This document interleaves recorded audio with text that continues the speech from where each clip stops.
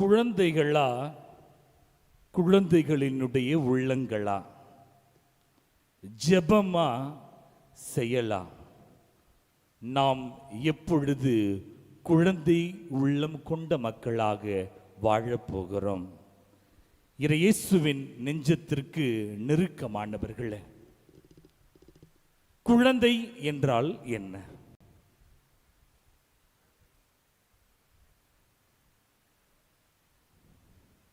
எல்லாரும் என்ன பார்த்து சிரிக்கிறத பார்த்தா நான் குழந்தை மாதிரி இருக்கிறேன்னா? குழந்தை என்றால் என்ன? தெரேசம்மா, குழந்தை அப்படின்னு என்னம்மா?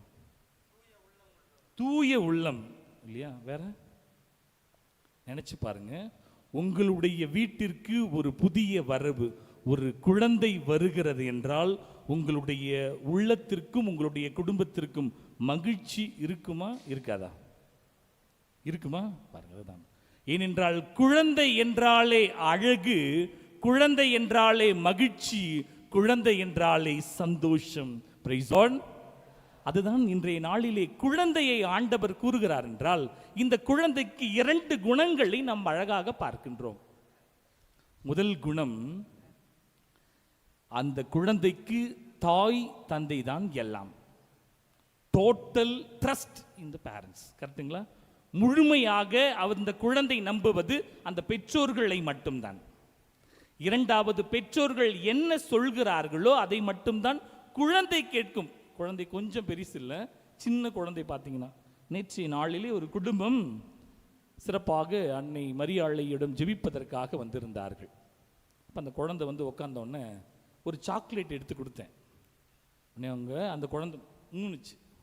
ஏன்றான அவங்க அம்மா சொன்னாங்க அப்படின்னாங்க. உடனே குழந்தையிடம் 2 குணங்கள், கடவுளிடமும் அதே குணங்கள் நம்மிடம் எதிர்பார்க்கிறார். கடவுளை முழுமையாக நம்ப வேண்டும், ஜெபிக்க வேண்டும், அந்த ஜெபத்தை செயலாக்க வேண்டும். பொதுவாக நாம் பார்க்கலாம், டிவியிலே பொங்கலோ தீபாவளியோ இல்லை நாட்டினுடைய சுதந்திர விழாவோ மற்ற அரசாங்க விழாக்கள் என்றால் டிவியிலே பல பட்டிமன்றங்கள் நடைபெறும் இல்லையா? பல வகையான தலைப்புகளோடு பட்டிமன்றங்கள் நடைபெறும். தலைப்பு, உடலுக்கு சக்தி தருவது பிரியாணியா பழைய சோறா? குழந்தையை கட்டி காப்பது மனைவியா கணவனா? காதலில் சொதப்புவது ஆணா பெண்ணா? சிறந்த சீரியல் மீனாட்சி பொண்ணா பாக்கி லட்சுமியா என்று பல வகையான தலைப்புகளை நாம் பார்த்திருப்போம். இன்றைய நாளிலே நான் உங்களுக்கு ஒரு தலைப்பை கொடுக்கிறேன். கிறிஸ்தவ வாழ்வுக்கு சிறந்தது ஜெபமா செயலா? யாரெல்லாம் ஜெபம்னு சொல்றீங்க? கை தூங்க பார்க்கலாம். கிறிஸ்தவ வாழ்வுக்கு என்ன நிறைய தமிழ் புரியுங்களா எல்லாருக்கும்? புரியுதா? தனமாமா புரியுதா? ஓகே, புரியுது. கிறிஸ்தவ வாழ்வுக்கு சிறந்தது ஜெபமா செயலா? சரி, முதல்ல எல்லாம் பட்டிமன்றம் இல்லையா? முதல்ல சொல்லுவோம். ஜெபம்னு சொல்றவங்களாம் கை தூங்க பார்க்கலாம்.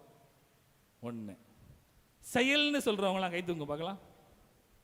2த்துக்குமே கை தூக்காத வேண்டி என்னடா இருக்கு அப்பன்னு சொல்லுங்க. சரி, அவங்களாம் என் பக்கம் நினைக்கிறேன் இல்லையா? முதல்ல பார்ப்போம். ஜெபம் என்பது கிறிஸ்தவ வாழ்வினுடைய மையமாக இருக்கிறது இல்லையா? கூடி ஜெபிக்கின்ற பொழுது கோடி நன்மை அடைகின்றோம். காந்தியடிகளார் மிகவும் அழகாக சொல்வார், ஜெபம் என்பது 2 ஆன்மாக்களினுடைய சங்கமம். கடவுளுடையும் நம்மையும் ஒன்றாக இணைக்கின்ற ஒரு அழகான பொருள். அதனால் தான் படிக்கின்றோம் லூக்கா 11வது அதிகாரம் 28வது வசனம். லூக்கா 11வது அதிகாரம் 28வது வசனம் படிங்க பார்க்கலாம். இருக்கா பைபிள்ல? இருக்கு. நிச்சயமா இருக்கா? இருக்கு, படிங்க. இறை வார்த்தையை கேட்டு அதை கடைபிடிப்போர் இன்னும் அதிகம் பேறு பெற்றோர். Praise the Lord. எவ்வளவு அழகா சொல்றார் பாருங்க. இறை வார்த்தையை கேட்டு அதை கடைபிடிப்போர் இன்னும் அதிகம் பேறு பெற்றோர். மத்தேயு 7வது அதிகாரம் 24வது வசனம். மத்தேயு 7வது அதிகாரம் 24வது வசனம். சத்தமா? ஆகவே நான் சொல்லும் இவ்வார்த்தைகளை கேட்டு இவற்றின்படி செயல்படுகிற எவரும் praise the Lord, praise the Lord. எபிரேயர் 4வது அதிகாரம் 12வது வசனம். எபிரேயர் 4வது அதிகாரம் 12வது வசனம். கடவுளுடைய வார்த்தை உயிருள்ளது, ஆற்றல் வாய்ந்தது, என்னங்க என்னங்க என்னங்க இரு பக்கமும் வெட்டக்கூடிய எந்த வாளினிலும் கூர்மையானதுங்க. நம்ம கத்தி பார்த்துருக்குங்க, கையை பிடிச்சி வெட்டுவோம், வெங்காயம் வெட்டுவோம், எது வேணா பண்ணலாங்க. ஆனா இறை வார்த்தை நீங்க வச்சிருக்கிற வாள் மாதிரி கிடையாதுங்க. 2 பக்கம் ஒன்னையும் குத்தம் என்னையும் குத்தம். Praise the Lord. அந்த அளவு சக்தி வாய்ந்ததுங்க. அதனால சொன்னேன், ஜெபம் என்பது சாதாரண விஷயம் அல்ல. அந்த அளவு மனிதனை ஒன்றாக இணைக்கிறது என்றால் அந்த அளவு கடவுள் அதற்கு முக்கியத்துவம் தருகிறார். ஜெபமும் கிறிஸ்துவ வாழ்வுக்கு முக்கியம் இல்லையா? செயல் முக்கியமா இல்லையா? அடுத்து செயலும் பார்ப்போம். மத்தேயு 7வது அதிகாரம் 21வது வசனம். மத்தேயு 7வது அதிகாரம் 21வது வசனம். எல்லாருமே படிக்கலாம் இல்லையா? எல்லாரும் படிங்க, பார்க்கலாம். டிவியை பார்த்தீங்கன்னா உங்களுக்கு தெரியும். என்னை நோக்கி ஆண்டவரே ஆண்டவரே என சொல்பவர் எல்லாம், பார்த்தீங்களாங்க, இயேசுவே அப்பா ஆண்டவரே உம்மை தான் நம்புறப்பா, எல்லாம் விட மாட்டாங்கங்க. பக்தியில பார்த்தீங்கன்னா அந்த மாதிரி பக்தி இருக்காதுங்க. நீங்கள் பார்க்கலாம், கிட்டத்தட்ட நானும் கிளாடும் சேர்ந்து ஒரு 500-600 நபர்களுக்கு மாலைகள் அணிவித்திருப்போம். ஜெபமாலை வித்தது சந்தோஷம்தான். ஆனா இந்த ஜெபமாலைகள் எல்லாம் எங்கு செல்ல போகிறது? பெரிய கும்பிட போட்டு ஜெபமாலையை கலட்டி அப்பாடா. ஆனால் அந்த ஜெபமாலைகள், அந்த ஜெபிக்கின்ற ஜெபங்கள் வாழ்க்கையெல்லாம் செயலாக மாறினால் அந்த வாழ்க்கைக்கு அர்த்தம் தரும். Praise the Lord. நான் சொல்றேன் கரெக்டா? 40 நாட்கள் நன்றாக ஜெபம் இருக்கின்றோம், தவம் இருக்கின்றோம். அந்த தவம் வாழ்க்கையில் வெளிப்படுகின்ற பொழுது ஆசீர்வாதங்க. கோயிலிலே அல்லேலூயா அல்லேலூயான்னு சொன்னா மட்டும் போதாதுங்க. அந்த அல்லேலூயா வாழ்க்கையிலே ஒரு ஆற்றலாக மாற வேண்டும். பார்ப்பவர்கள் எல்லாம் உண்மைங்க அப்படின்னு சொல்லணும். அதுதான் செயலிலே இருக்கின்ற பொழுது ஆசீர்வாதம் பெறுகிறோம். லூக்கா 3வது அதிகாரம் 8வது வசனம். லூக்கா படிக்க பார்க்கலாம்.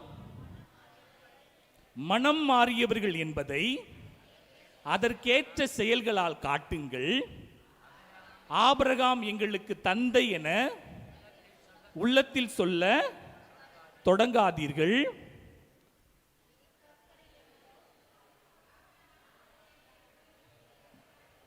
அப்பா, ஆக இறை வார்த்தை என்பது வெறும் செயல்களால், ஜெபிப்பதால் மட்டுமல்ல, செயல்களிலும் இருக்க வேண்டும். இப்ப வாங்குங்க, இப்ப சொல்லுங்க, ஜெபமா செய்யலா? ஜாக்கம்மா, ஜெபமா செய்யலா? ஜெபம் தானா? ஜெபமா செய்யலா? ரெண்டுமேங்க. அதுதான் குழந்தையிடம் நாம் கற்றுக்கொள்வது. கடவுளை முழுவதுமாக நம்புகிறார், தனது பெற்றோர்களை முழுவதுமாக நம்புகிறார். தன்னுடைய பெற்றோர் என்ன சொல்கிறாரோ அதை செய்கிறார். அதை தான் கடவுளும் நம்மிடம் எதிர்பார்க்கிறார். ஜெபிக்க அழைப்பு விடுக்கின்றார். ஜெபிக்கின்ற கரங்கள் அழகானவை என்று ஏற்கனவே நான் சொல்லி இருக்கின்றேன். அதுவும் திருத்தந்தையும் அழகாக சொல்லி இருக்கிறார். அந்த ஜெபம் செயல்பாடாக மாறுகின்ற பொழுது நாம் அதிகமான ஆசீர்வாதத்தை பெறுகிறோம். அதைத்தான் இன்றைய நாளிலே நம்மிடம் எதிர்பார்க்கின்றார். நம்முடைய மனித உடலுக்கு கண் முக்கியமா, கால் முக்கியமா? சோறு தான் முக்கியம் சாமி. கண் முக்கியமா, கால் முக்கியமா? கால். ரெண்டுமே நல்லா கவனிக்கணுங்க. கண் நன்றாக இருக்கின்ற பொழுது மட்டும்தான் பாதைகள் தெளிவாக இருக்கிறது, நம்மால் எளிதாக நடக்க முடியும்.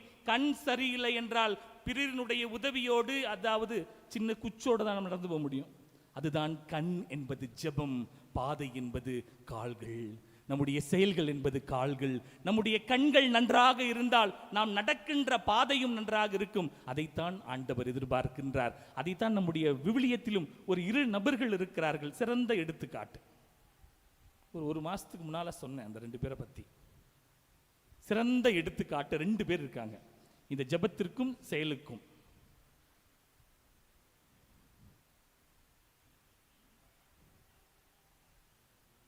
உங்களுக்கு தெரியும் 2 பேர். ஒருத்தர் மாதா இயேசுவோட பாதத்தில் உட்காந்து ஜெபிப்பாங்க, ஒருத்தர் வேலை செய்வாங்க. அப்பா இயேசு ஆண்டவர், நீங்கெல்லாம் குழந்தையா இருக்கீங்க, அதை வர டிப்ஸ் கொடுத்தோன்னு வருங்களேன். மார்த்தா மரியாள் அழகாக நாம் பார்க்கலாம். யார் பக்கத்தில் உட்காந்துருப்பா இயேசுடைய பாதத்தில்? யாரு? மரியாள் அமர்ந்து இயேசுவினுடைய வார்த்தையை கேட்டுக்கொண்டிருப்பார், ஆனால் மார்த்தா வேலை செய்து கொண்டிருப்பார். லாசர் செத்து போறாருங்க. அப்ப யாரு சக்தி அதிகமாச்சு தெரியுமா? என்ன சொல்றாரு மார்த்தா? ஆண்டவரே, நீர் இங்கு இருந்திருந்தால் என்னுடைய மகன், என்னுடைய சகோதரன் சாகாமல் இருந்திருப்பான், ஆனாலும் நீங்க நினைச்சீங்கன்னா நடக்கும். அதாங்க. ஆனா மரியாள் அமைதியா வீட்டிலே உட்காந்துங்குது, ஜெபிச்சுனே இது மட்டும் போதாதுங்க. அதுதான் எடுத்துக்காட்டு நமது அன்னை மரியாள். வானத்தூதர் அன்னை மரியாளுக்கு காட்சி தருகின்ற பொழுது அன்னை மரியாள் சமைத்து கொண்டிருந்தாரா? துணி துவச்சிட்டு இருந்தாங்களா? என்ன பண்ணிட்டு இருந்தாங்க? என்ன பண்ணிட்டு இருந்தாங்க? ஜெபித்து கொண்டிருந்தார்கள். அதனால் தான் சொல்கின்றேன், அந்த ஜெபம் செயல்பாடாக மாறுகிறது என்றால் நமக்கு கற்று தந்தவள் இந்த அன்னை மரியாள். அதனால் தான் இன்றைய நாளிலே அவரை நினைத்து பார்க்கின்றோம். ஒவ்வொரு சனிக்கிழமையும், ஒவ்வொரு 13ஆம் தேதியும், ஒவ்வொரு நாளும் நினைக்கின்றோம் என்றால் தாங்கள் ஜெபித்த ஜெபத்தை செயல்பாடாக மாற்றினார். அதனால் தான் இன்றளவும் இந்த அன்னை மரியாளை இந்த உலகமே போற்றி பாராட்டுகிறது. கரங்களை தட்டி இந்த அன்னை மரியாளுக்கு ஒரு வாழ்த்து, நன்றி சொல்லாம? அதுதாங்க கடவுள் நம்மிடம் எதிர்பார்க்கிறது. ஜெபிக்கிறார், அந்த ஜெபத்தை செயல்பாடாக மாற்றுகிறார். அதனால நம்ம படிக்கிறோம், அவர் எல்லாவற்றையும் தன்னுடைய உள்ளத்தில் வைத்து வைத்து வைத்து சிந்தித்து கொண்டிருந்தார். சாமி பிரசங்க சூப்பரா வச்ச சாமி. என்னம்மா வச்சேன்? அந்த சீரியல சொன்ன பத்தியா, அதுதான் சூப்பர் சாமி. நீ உன் மேல எனக்கு கோபம் சாமி, எனக்கு பிடிச்ச சீரியல சொல்ல. அடி பாவி, நான் எதுக்கு சொன்னனே புரியாம நம்மளுடைய எண்ணங்கள் எல்லாம் அதுதான். அதுதான் ஆண்டவர் இன்றைய சொல்றார், ஜெபமும் இருக்க வேண்டும், அந்த ஜெபத்திலே செயல் இருக்க வேண்டுங்க. எப்படி இருக்கலாங்க? ஏழைகளுக்கு உதவி செய்கின்றோம், அப்படிதானே நம்ம எல்லாரும் செய்வோம். ஆனால் அந்த ஏழைகளுக்கு உதவி செய்கின்ற பொழுது உதவியை பிரபலப்படுத்தாத, எல்லாருக்கும் தெரியும் மாறி கட்டாத. பிரியாணி கொடுத்தேன், பிரியாணி கொடுத்தேன், சாப்பாடு கொடுத்தியா, முடிச்சுட்டு முடிஞ்சிச்சு. அதுதாங்க ஜெபம் செயல். அந்த நம்ம எல்லாருக்கும் தெரிகிற மாதிரி பாராட்டுற மாதிரி செஞ்சோம்னா இந்த உலகத்திலே பாராட்டை பெற்று விடுகின்றோம். Praise the Lord, praise the Lord. அன்னை மரியாளும் உதவி செஞ்சாங்கங்க. அம்மா எலிசபெத் அம்மா கருவுற்று இருக்கின்றார், ஓடி போறாங்க. இந்த அம்மாவும் கருவை தாங்கி இருக்கிறார், ஓடி போய் உதவி செய்யறாங்க. யாருக்கும் தம்மட் அடிக்கல, நான் எலிசபெத் அம்மா பார்க்க போறேன், எலிசபெத் அம்மா பார்க்க போறேன், எலிசபெத் தள்ளலைங்க. துன்பத்தோடும் துயரத்தோடும் கஷ்டத்தோடும் ஓடி போறாங்க, உதவி செய்யறாங்க. காண ஒரு கல்யாணத்துல ரசம் தீர்ந்து போறது என்ன பண்றாங்க அம்மா? அதுதான் சொல்றேன், ஜெபம் இருக்கின்ற பொழுது மட்டும்தான் நம்முடைய வாழ்விலே செயல்பாடு இருக்கும். ஆனால் பல நேரங்களிலே ஜெபத்தோடு இருக்கின்றோம், ஜெபத்தோடு வாழ்வை முடிக்கின்றோம், ஆனால் செயலிலே மண்ணாக இருக்கின்றோம். Praise the Lord. அதனால்தான் எத்தனை தடவை இந்த ஆண்டவரை நம் உள்ளத்தில் பெற்றாலும் நாம் மாறுவது கிடையாது, ஆண்டவரே மாறிக்கொள்கிறார். பல நேரங்களிலே இந்த ஆண்டவரை உட்கொள்கிறோமே, நம்முடைய வாழ்விலே மாற்றங்கள் நிகழ வேண்டும், அந்த ஜெபம் நம்முடைய வாழ்விலே வெளிப்பட வேண்டும். இருக்கிறதா என யோசித்து பார்ப்போம். இருந்தால் ஆசீர்வாதம், இல்லைன்னா மாத்திப்போங்க. ஜெபம் ஜெபிக்கணுங்க, ஜெபிக்கணும் ஜெபிக்கணும் ஜெபிக்கணும், எந்த நேரமும் இல்லைங்க. நம்முடைய கடமைகளை நிறைவேற்றி அந்த ஜெபம் வாழ்வாக மாற வேண்டும். அதைத்தான் இந்த நாளிலே இந்த குழந்தைகள் என்று கூறுகின்ற பொழுது, குழந்தை எவ்வாறு தன்னுடைய பெற்றோர்களை சார்ந்து இருக்கிறார்களோ நாமும் அந்த ஆண்டவரை சார்ந்திருக்க வேண்டும். எவ்வாறு? ஜெபத்தின் மூலமாக, செயல்பாட்டின் மூலமாக. கண்களை மூடுவோமா? எங்கள் தாயும் தந்தையுமான எங்கள் அன்பு ஆண்டவர், இந்த நேரத்திற்காக உமக்கு நாங்கள் நன்றி கூறுகின்றோம். ஆண்டவரே, குழந்தை மனம் கொண்டவர்களாக வாழ நீர் எங்களை அழைத்திருக்கிறீர் என்பதை உணர்கின்றோம்.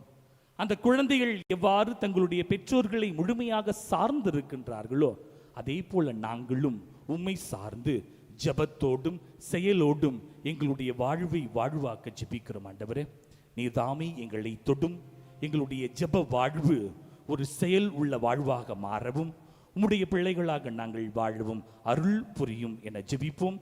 இறைவன் உங்களையும் உங்கள் குடும்பங்களையும் நிறைவாக ஆசீர்வதிப்பார். ஆமென்.